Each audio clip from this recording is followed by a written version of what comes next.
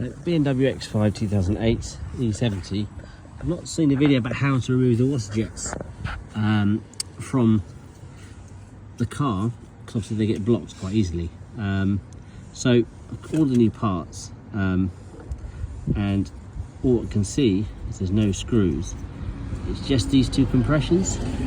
So all we need to do is just put a flat head on there and pop it off. So get us behind there.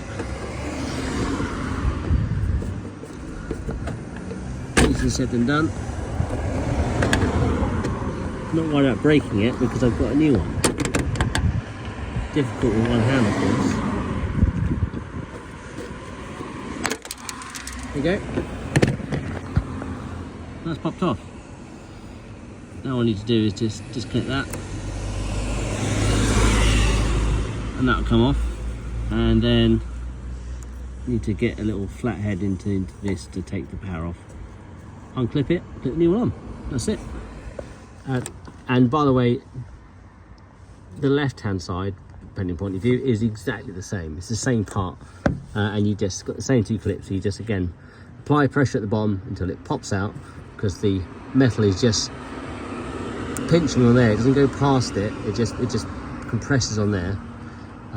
Yeah, and then you just uncouple there, take that out, and then put on the new one.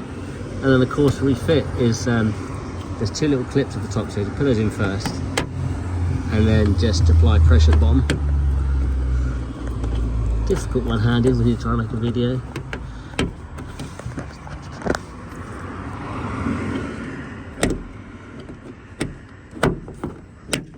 There you go, clipped in.